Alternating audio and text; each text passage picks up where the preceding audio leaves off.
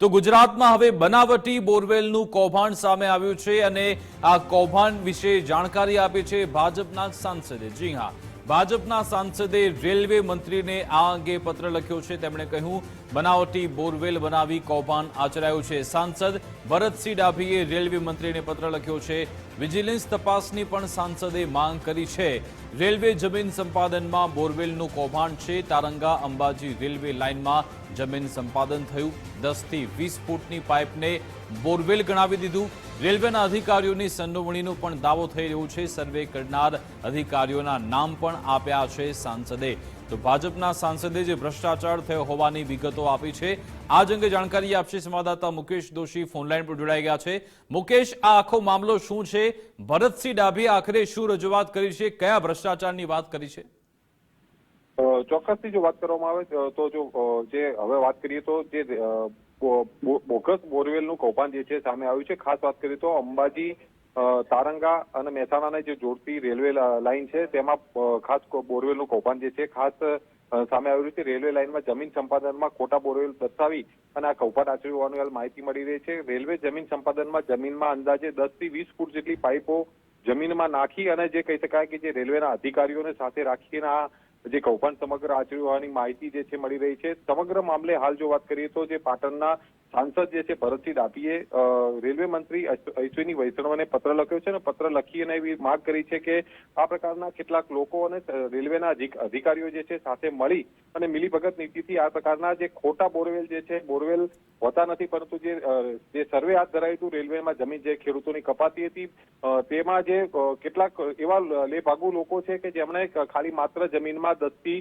20 ફૂટ જેટલી ખાલી પ્લાસ્ટિકની પાઇપ નાખી અને બોરવેલ જે આ રેલવેના સંપાદનમાં જતું રહ્યું હોવાની રજૂઆત કરી છે અને ખાસ એવી માંગ કરી છે ભરતસિંહ ડાભીએ કે આની જે તપાસ જે છે ખાસ થવી જોઈએ અને વિજિલન્સ તપાસ થાય તો જ સમગ્ર મામલે આવા ખોટા લેભાગુ તત્વો અને સાથે સાથે જે રેલવેના કેટલાક અધિકારીઓ પણ આમાં સંડોવાયેલા હોવાની રજૂઆત કરતા હાલ જે છે મોટો જે હડકંપ જે વિસ્તારમાં મચી ગયો છે અને આ પ્રકારના જે ખોટા જમીન કૌભાંડ અને જમીનની અંદર ખોટા બોરવેલ જે બનાવી અને આ પ્રકારની જે કહી શકાય ખોટી જે સહાય અને લોકો જે છે આ પ્રકારે કરે છે તેમની સામે કાર્યવાહી કરવાની માંગ કરી છે। જી બિલકુલ, આભાર મુકેશ તમામ જાણકારી આપવા બદલ। તો અહીંયા ભ્રષ્ટાચારની ગંધ આવી રહી છે ને જે વિડીયો સામે આવ્યા છે કે પાઇપ બતાવવામાં આવી છે પરંતુ હકીકતમાં બોરવેલ બતાવવામાં આવ્યા છે પરંતુ હકીકતમાં તે પાઇપ છે અને કરોડોનું બિલ પણ વસૂલવામાં આવ્યું છે। આ અંગે જાણકારી આપશે ન્યૂઝરૂમથી અમારી સાથે ધર્મેશ વેદ પણ જોડાઈ ગયા છે। ધર્મેશ, આખું આ ભ્રષ્ટાચાર થઈ જાય છે, કોઈને ખબર નથી પડતી ને પછી અંતે સાંસદ પોતે રેલવે મંત્રીને પત્ર લખ્યો છે કે આમાં તપાસ કરાવડાવો, વિજિલન્સ તપાસ કરાવો, ત્યારે જઈને હવે આ મામલો સામે આવ્યો છે। કેટલી શરમજનક બાબત। વિકાસ સમગ્ર ઉત્તર ગુજરાત અને ગુજરાતની એક નજર અને એક ડ્રીમ પ્રોજેક્ટ કહી શકાય એ તારંગા જે મહેસાણા તારંગા બ્રોડગેજ રેલ લાઇનનો છે અને એ રેલ લાઇનના જે બ્રોડગેજનો જે પ્રોજેક્ટ મૂર્તિબંધ થાય એ પહેલા એમના જમીન સંપાદનમાં મોટો ભ્રષ્ટાચાર થયાનું ખુદ ભાજપના જ સાંસદ ભરતસિંહ ડાભીએ રેલ મંત્રીએ જે લખ્યું છે એમાં સૌથી મહત્વની જે વાત કહેવાય કે તે બોર છે એ પાઇપલાઇન જે હોય એના બોર બતાવીને એમનું વળતર લીધું છે। આ ભ્રષ્ટાચાર મોટો થયો છે। આપણી સાથે જેને કહી શકાય કે સહયોગી વિજય દેસાઈ પણ છે। વિજય, એક મોટો પ્રોજેક્ટ તારંગા મહેસાણા બ્રોડગેજ લાઇનનો અને સંપાદનમાં હજી પ્રોજેક્ટ મૂર્તિમંત તો થાય, સંપાદનમાં જ ભ્રષ્ટાચાર, શું કહેશો?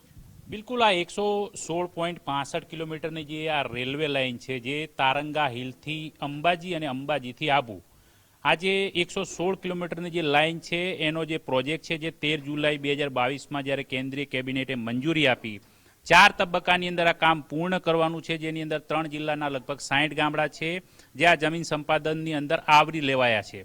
પરંતુ અત્યારે જે પાટણના સાંસદ કે જેઓ મૂળ ખેરાલુના વતની છે એટલે ખેરાલુ મહેસાણા જિલ્લામાં આવે છે અને તારંગા હિલને અડીને આવેલો વિસ્તાર છે એટલે ત્યાંથી જે આ સંપાદન માટેની જે કામગીરી ચાલી રહી છે તેની અંદર રેલવેના કેટલાક અધિકારીઓ છે જેમના નામજોગ કેન્દ્રીય રેલવે મંત્રી અશ્વિની વૈષ્ણવને ભરતસિંહ ડાભીએ પત્ર લખીને સ્પષ્ટ કર્યું છે કે અહીંયા બોરવેલ કૌભાંડ ચાલે છે।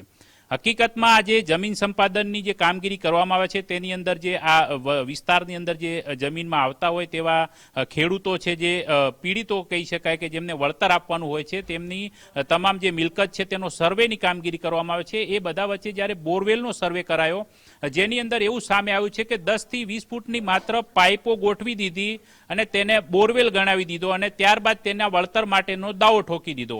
એટલે આની અંદર રેલવેના અધિકારીઓ છે, જેમાં ચીફ એક્ઝિક્યુટિવ એન્જિનિયરનું પણ નામ લખેલું છે, એન્જિનિયરની સાથે રહેલી જે આખી ટીમ અને કેટલાક ખેડૂતો, કારણ કે જેમને આ પ્રકારનો લાભ મેળવવા માટેનો આ કારસો રચ્યો છે, તે પ્રકારનો ખુદ ભારતીય જનતા પાર્ટીના સત્તામાં રહેલા જે પાર્ટી છે એના જ સાંસદે આ દાવો કરીને વિજિલન્સ તપાસની માગણી કરી છે, જેને કારણે અત્યારે હડકંપ મચ્યો છે. કારણ કે જો આ પ્રકારનું જો પરિસ્થિતિ રહી તો હજી આગામી 3 તબક્કાની કામગીરી હજુ પણ બાકી છે, જેમાં સંપાદનની કામગીરી, સર્વેની કામગીરી બાકી છે. તો આ બધા વચ્ચે કરોડો રૂપિયાનો ભ્રષ્ટાચાર થઈ શકે છે, તે પ્રકારની આશંકા પણ આ પત્ર લખ્યો છે તેની અંદર સેવવામાં આવી છે. એટલે ધર્મેશ, અહીંયા સ્પષ્ટ થાય છે કે જો આ પ્રસ્થાપિત થાય છે, વિજિલન્સની તપાસ થાય છે, તો ખરેખર કેટલાક ખેડૂતો છે આ રીતના લોભ લાલચમાં આવીને અધિકારીઓને લાલચ આપીને આ પ્રકારના બેનામી કામો કરવા માટે જો પ્રેરાતા હોય તો તેમની પર પણ રોક લગાવી એ પણ આવશ્યક છે, જેને કારણે સરકારની તિજોરીને જનતાના ટેક્સના પૈસા છે જે ખોટી રીતે ભ્રષ્ટાચારમાં વ્યય ના થાય. ચોક્કસ.